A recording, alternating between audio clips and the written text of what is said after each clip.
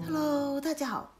这一棵文心兰开完花已经有一阵子了，今天有空来给它换一下植料。盆子也是有一点太小，给它换一个大一点的盆子吧。这棵文心兰开花已经有好几个月了，它是用树皮跟珍珠岩种植的，根长得也是挺不错。文心兰开完花几个星期之后，就是最佳的换盆时机。还好它不是用水苔种植的，用水苔种植的文心兰如果要换盆的时候就非常的困难。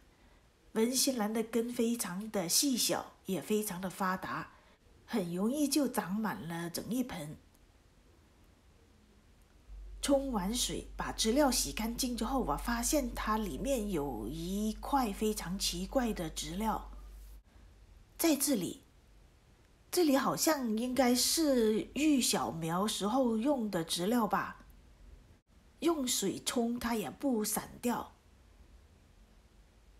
摸上去像塑料的样子，应该是那种新发明的塑料泥吧。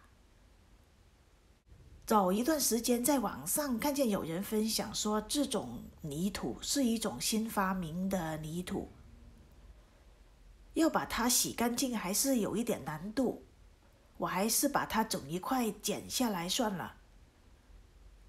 反正文心兰的根也是非常容易长出来的，要把它完全清理干净还需要费一点时间，能剪的就把它剪掉。朋友们，你们在换盆的时候有没有遇见过这种塑料泥呢？今天用的植料还是桃栗、木炭、珍珠岩、树皮，不过今天加了一点 peat moss。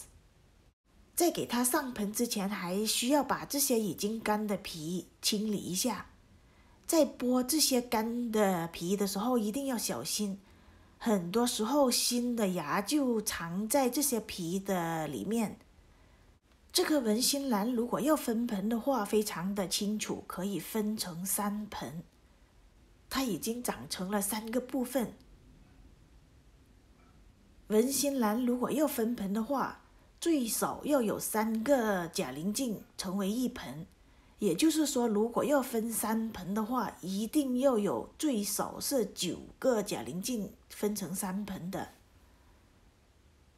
最近我给那些根系长得非常细小的兰花换盆的时候，都会加一些 peat moss， 因为这些 peat moss 的吸水性非常的好。文心兰对水分的要求非常的高，因为它的根系非常的细小，很容易会干死，所以在种植的时候呢，一定要留意，要把文心兰种好，最重要的就是浇水。不论用什么植料，桃栗、木炭、树皮、水苔都可以把文心兰种好，关键就是怎么给它浇水。如果用桃栗种植的话呢，浇水就要勤一些，或者是用桃栗拌水培的方法。如果要用水苔的话，就要注意别浇太多的水分，要掌握好浇水的方法。如果是用透明的杯子种植的话呢，那就比较容易。看到根开始7成干的时候，就要给它浇水。好像我今天用瓦盆种植的话呢，平常浇满水之后就掂一下盆子，对比一下重量，或者是看到上面这一层植料已经干的时候，就要给它浇水。如果是用水苔种植的话呢，检查一下表面上的水苔，如果摁上去还是软的，就不需要浇水。如果水苔开始硬了，就应该给它浇水了。我这盆文心兰是用瓦盆种植，而且是准备放到室外。我这边的空气环境非常的干燥，如果单单用桃栗、树皮、珍珠岩来种植的话呢，要经常给它浇水，所以我在植料里面混合了一些 peat moss。由于 peat moss 的保水性比较好，这样我大概是2天给它浇一次水，就减少了浇水的频率。好了，这一盆文心兰就重新上盆了。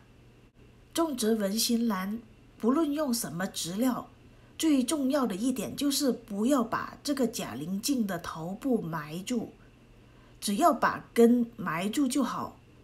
假鳞茎一定要外露在植料上面，埋得太深的话就会容易产生腐烂了。